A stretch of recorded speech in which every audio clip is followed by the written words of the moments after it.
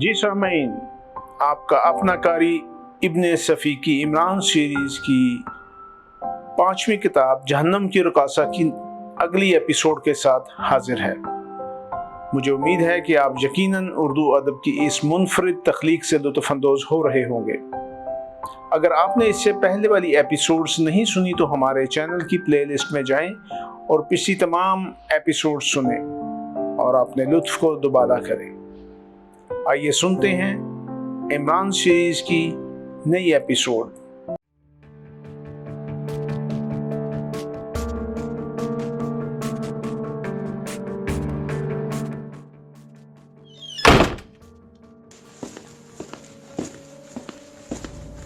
عمران سارے دروازوں کی مضبوطی کے متعلق اطمینان کر کے صدر دروازے کی طرف چل پڑا۔ وہ بہت بے صبری سے کیپٹن فیاض کا انتظار کر رہا تھا۔ وہ بھی صدر دروازے تک پہنچا بھی نہ تھا کہ اس نے فائروں کی آوازیں سنی اور وہ اندر کے کسی حصے سے آتی معلوم ہوتی تھی۔ وہ الٹے پاؤں واپس ہوا، کچھ دور یہیں چلتا رہا، پھر دوڑنے لگا۔ اب اسے اپنی غلطی کا احساس ہوا تھا۔ اسے پہلے ہی ان دونوں دیسیوں کا انتظام کر لینا چاہیے تھا۔ اس بار کے دونوں فائروں کا یہی مطلب ہو سکتا ہے کہ وہ دونوں ختم کر دیے گئے۔ پھر جیسے ہی وہ اس کمرے کے دروازے تک پہنچا، اس نے تیسرے فائر کی آواز سنی اور ساتھ ہی مورنیا کی چیخ بھی سنائی دی۔ دوسرے ہی لمحہ میں اس کی آنکھ دروازے کی جھرری سے جا لگی۔ سامنے 7-8 آدمی اپنے ہاتھ اوپر اٹھائے کھڑے تھے۔ آرٹمونوف کی لاش بھی دکھائی دی، جس کے سر کے گرد بہت سا خون فرش پر پھیلا ہوا تھا، اور اس نے مورنیا کو اس کی جیب سے کوئی چیز نکالتے دیکھا۔ ارشاد اسے نہیں دکھائی دیا کیونکہ وہ اسی دروازے کے قریب دیوار سے ملا ہوا بیٹھا تھا۔ بے ہوش دیسی اب بھی کرسی میں جکڑا ہوا تھا۔ عمران نے اندازہ کر لیا کہ دوسرا دیسی یقیناً زندہ ہے اور اسی نے سامنے والے آدمیوں کے ہاتھ اٹھوا رکھے ہیں، لیکن مورنیا کی حرکت اس کی سمجھ میں نہ آ سکی۔ یہ بات تو پہلے ہی اس پر واضح ہو گئی تھی کہ فائر مورنیا پر کیا گیا تھا کیونکہ چیخ اسی کی تھی اور اس کے علاوہ اور کوئی دوسری عورت کمرے میں نہیں تھی۔ وہ سمجھا تھا کہ شاید مورنیا مردہ آرٹمونوف کی جیب سے ریوالور نکال رہی ہے اور بے خبری میں اس آدمی پر فائر کر دے گی جس نے اس کے ساتھیوں کے ہاتھ اٹھوا رکھے ہیں۔ لیکن اس کی توقع کے خلاف مورنیا نے اس کی جیب سے سیاہ رنگ کا ایک چپٹا سا ڈبہ نکالا جس کی لمبائی 6 انچ سے زیادہ نہ رہی ہوگی اور چوڑائی زیادہ سے زیادہ 3-4 انچ۔ پھر اس نے اس کا ایک سرا دروازے کی طرف گھماتے دیکھا۔ دفعتاً ایک خیال بجلی کی سی صورت کے ساتھ اس کے ذہن میں آیا اور وہ بے اختیار چیخنے لگا، روشی، روشی ڈارلنگ، تم کہاں ہو؟ یہ آرٹمونوف کتا تمہیں کہاں لے گیا؟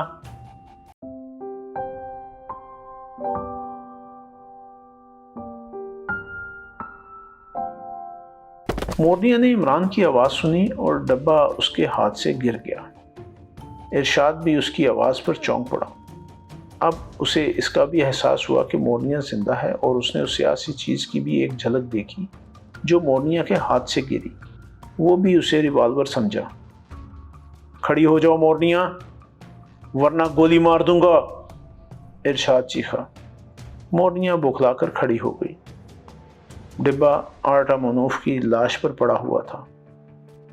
اپنے ساتھیوں کے ہاتھ ان کے رومالوں اور ٹائیوں سے باندھ دو، ارشاد بولا، اور پھر اس نے ریوالور کا رخ دروازے کی طرف کرتے ہوئے کہا، تم جو کوئی بھی ہو باہر ہی ٹھہرو، اگر اندر آئے تو موت ملے گی۔ میں اپنی بیوی کی تلاش میں ہوں، عمران نے رو دینے کے لہجے میں انگریزی میں کہا۔ یہ لوگ اسے بہکا کر یہاں لائے ہیں۔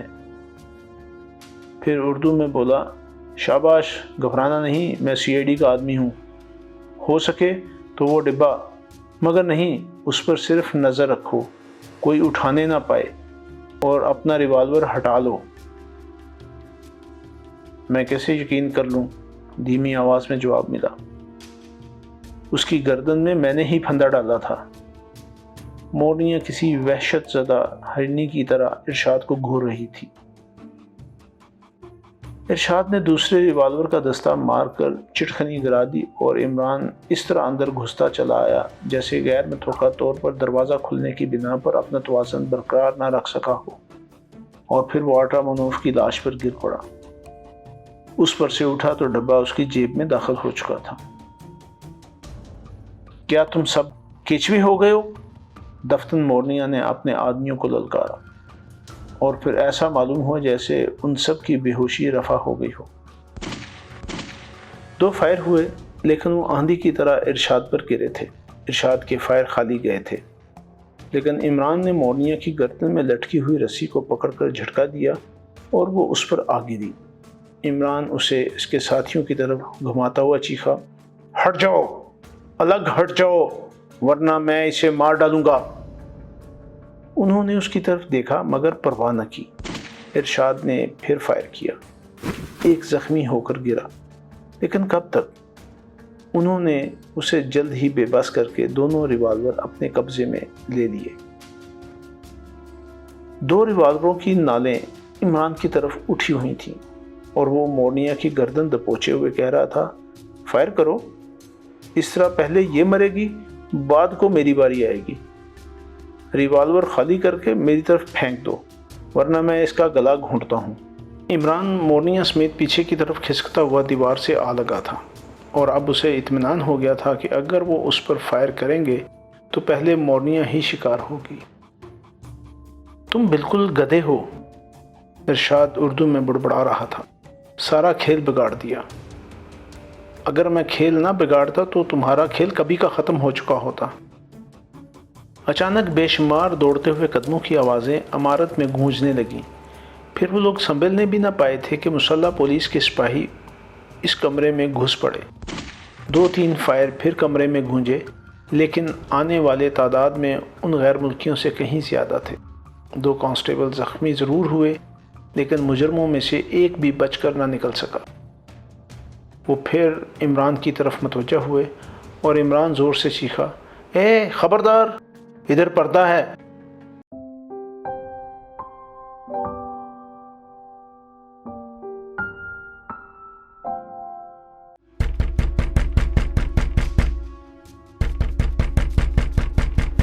ابھی 4 بجے تھے کہ عمران کی آنکھ کھل گئی۔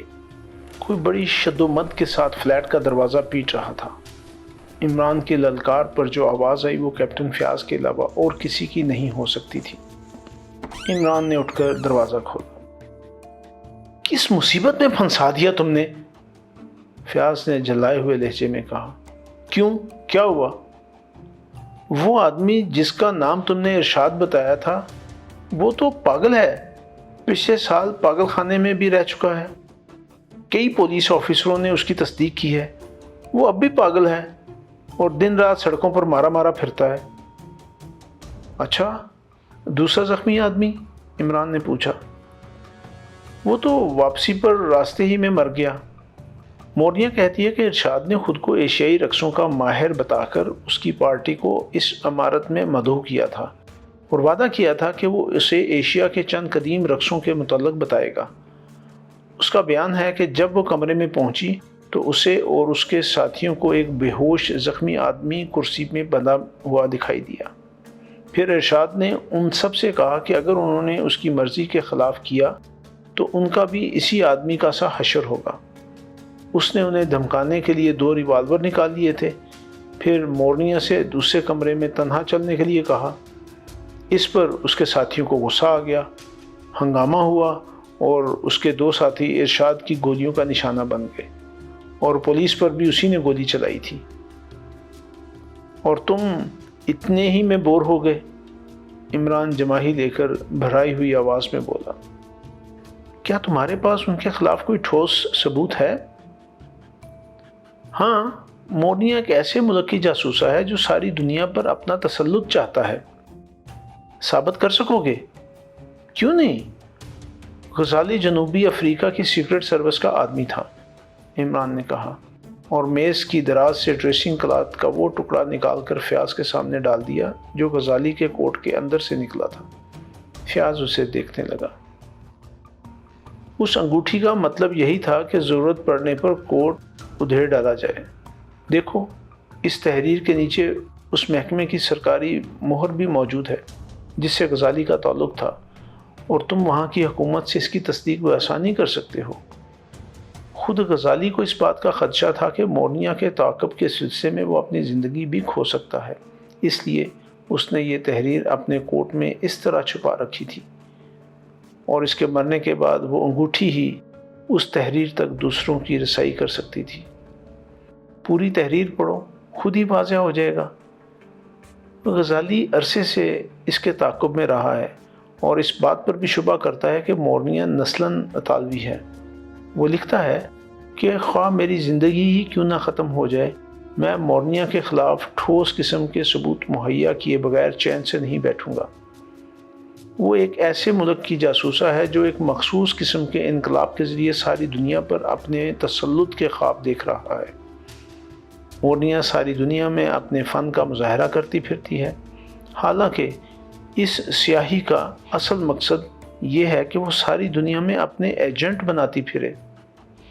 اس تحریر سے معلوم ہوتا ہے کہ غزالی نے بھی مورنیا کے ساتھ کئی ملکوں کی سیاحت کی ہے۔ اور پیارے فیاض، اور کیا کیا بتاؤں، میں تو اس کیس میں محض مکھیاں مارتا رہا ہوں۔ یہ دراصل غزالی اور ارشاد کا کیس ہے، اس شہید کا کیس ہے جس کے جسم سے اس کی زندگی ہی میں کافی خون نکال لیا گیا تھا۔ عمران نے ارشاد اور اس کے ساتھی کا واقعہ دہراتے ہوئے پوچھا، ارشاد کہاں ہے؟ حوالات میں۔ حالانکہ وہ چیخ رہا تھا کہ وہ پاگل نہیں ہے، وہ بہت اہم رازوں کا انکشاف کرے گا، مگر ایس پی نے اسے حوالات میں ڈلوا دیا۔ مورنیا اس وقت بھی ایس پی کے دفتر میں موجود ہے اور وہ اس کی دل دہی کر رہا ہے۔ ارشاد بہت کچھ بتائے گا، وہ اس قابل ہے کہ اس کی پرستش کی جائے۔ فیاض، وہ ان سے بہتر ہے جو خود کو ملک و قوم کا محب کہنے کے باوجود بھی ان کے لیے کچھ نہیں کر سکتے۔ اور کوئی ثبوت عمران؟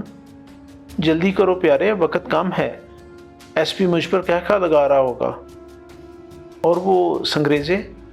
عمران کچھ سوچتا ہوا بولا، جو پیشانی میں چبھے ہوئے تھے ان کے پھینکنے کا طریقہ ایک دلچسپ ایجاد ہے۔ عمران دیوار کی طرف بڑھا جہاں اس کا کوٹ ہینگر سے لٹکا ہوا تھا، پھر جیب سے وہ سیاہ رنگ کا چپٹا سا ڈبہ نکال کر فیاض کی طرف بڑھاتا ہوا بولا، یہ ایک چھوٹی سی پریشر مشین ہے، ادھر آؤ تمہیں دکھاؤں۔ عمران نے ڈبے کو میز پر رکھ کر اسے کھول ڈالا۔ یہ دیکھو، اس بٹن کو دبانے سے ایک چھوٹا سا ٹریگر باہر نکل آتا ہے، اور یہ دیکھو، یہ وہ چھوٹی چھوٹی بیٹریاں، ٹریگر دباتے ہی یہ بیٹریاں مشین سے کنیکٹ ہو جاتی ہیں، مشین چل پڑتی ہے اور اس سوراخ سے سنگریزوں کی بوچھاڑ نکلنے لگتی ہے۔ یہ خانہ دیکھو، اس میں ان زہریلے سنگریزوں کی خاصی مقدار موجود ہے۔ بہت عمدہ، فیاض عمران کی پیٹھ ٹھونکتا ہوا بولا، اب ہم نے میدان مار لیا۔ اسے لے جاؤ، عمران نے کہا، لیکن احتیاط سے رکھنا، ورنہ تمہاری بیوی طلاق لینے سے قبل ہی آزاد ہو جائے گی اور میری فرم کا خامخواہ نقصان ہوگا۔ مگر عمران، تم غزالی سے کیسے واقف ہو گئے تھے؟ فیاض نے پوچھا۔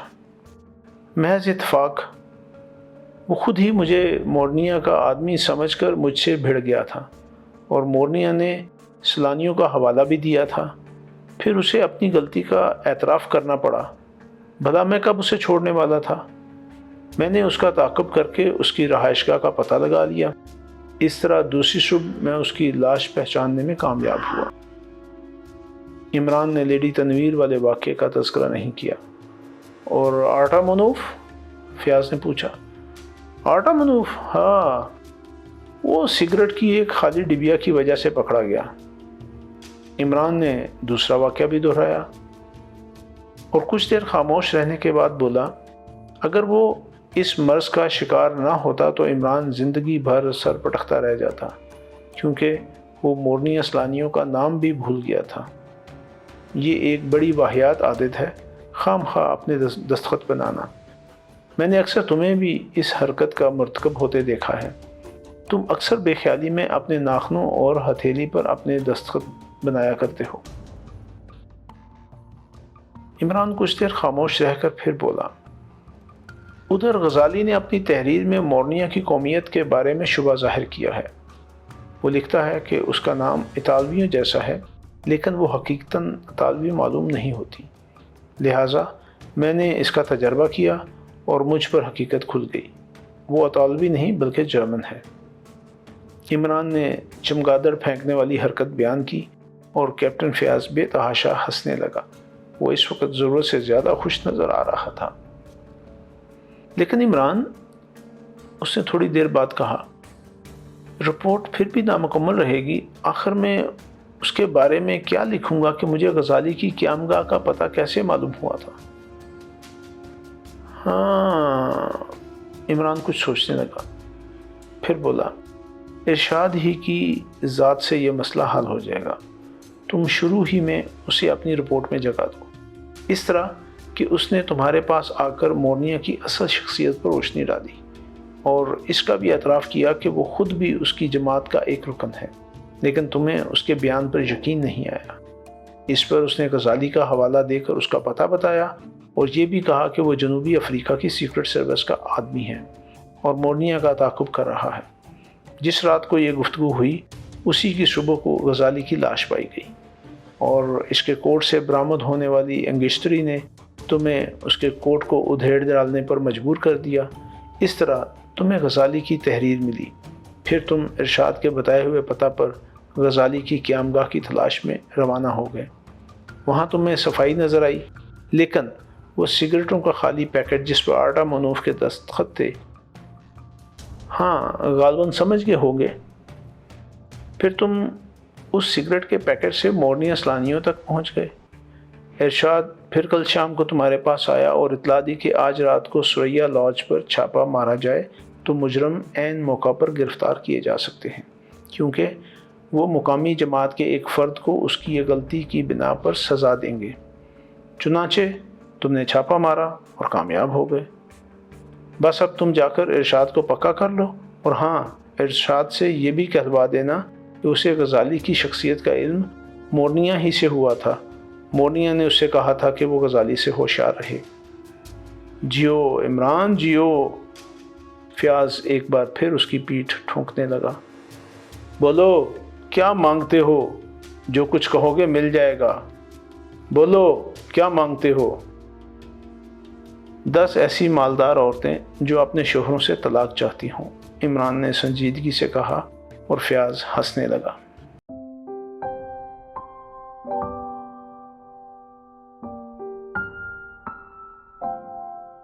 اب باقی بچے تھے سر تنویر اور لیڈی تنویر۔ عمران کو ان کی فکر تھی اور اب وہ سوچ رہا تھا کہ کس طرح ان کا راز اگلوایا جائے۔ ٹھیک 1 بجے دن کو مقامی اخبارات کے ضمیمے بازار میں آ گئے۔ ان میں غزالی اور مورنیا سلانیوں کی داستانیں شائع ہو چکی تھیں۔ عمران نے سوچا کہ بس یہی وقت مناسب ہے، لہٰذا وہ سر تنویر کے دفتر میں جا دھمکا۔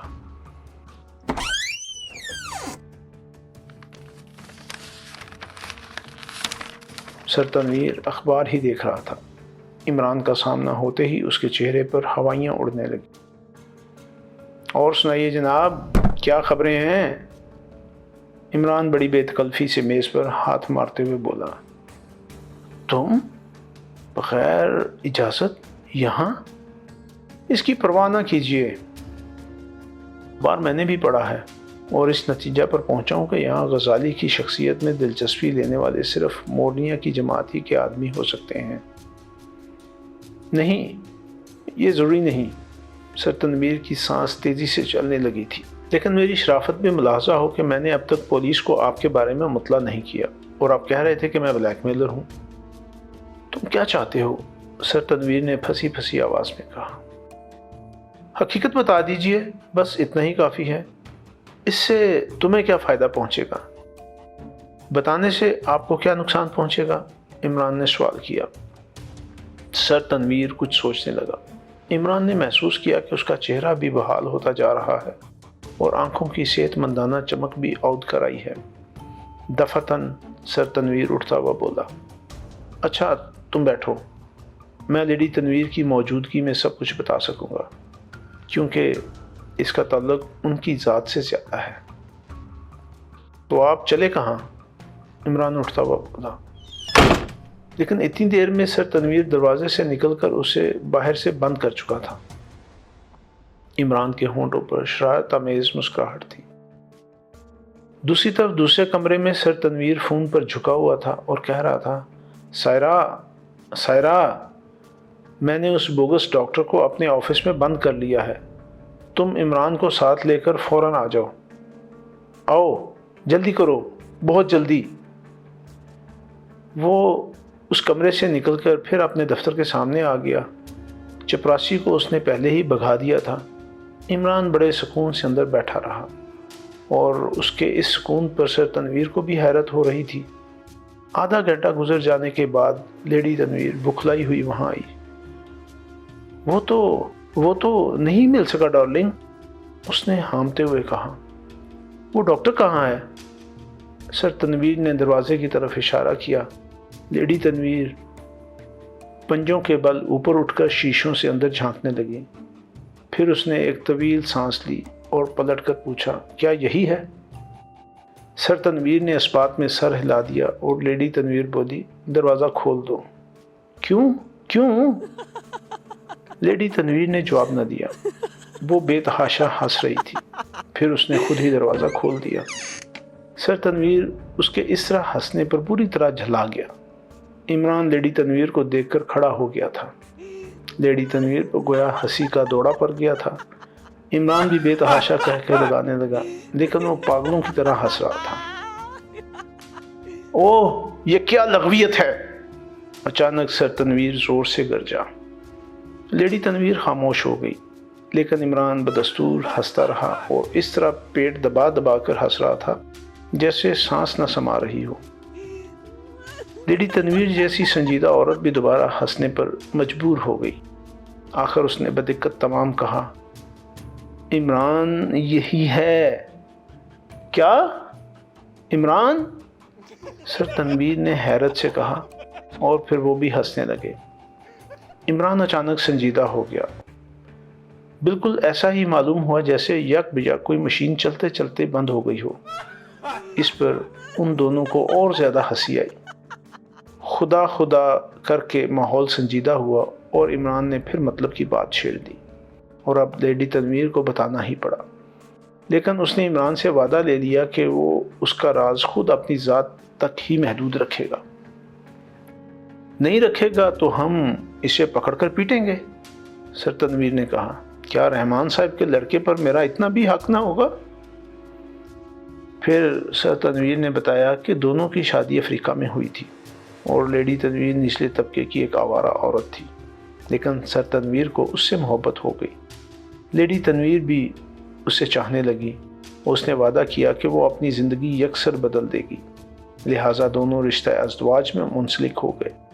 یہاں کسی کو بھی لیڈی تنویر کی اصلیت سے واقفیت نہیں تھی اور وہ سوسائٹی میں عزت کی نظروں سے دیکھی جاتی تھی۔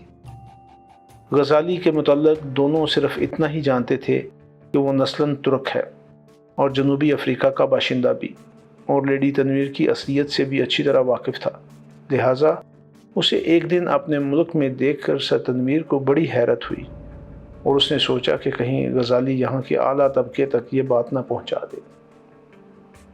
لہٰذا وہ دونوں اس سے ملاقات کرنے کی کوشش کرنے لگے۔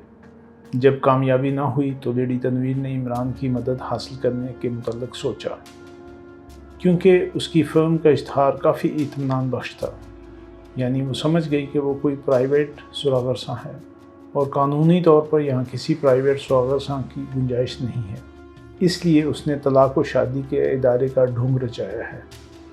مغربی ممالک میں بھی اکثر اسی قسم کے تعلقات عامہ کی فرمیں پائی جاتی ہیں، لیکن حقیقتاً ان کے ارکان پرائیویٹ سراغ رساں ہوتے ہیں اور کسی قانونی دشواری کی بنا پر اس قسم کے اداروں کی آڑ لے کر کام کرتے ہیں۔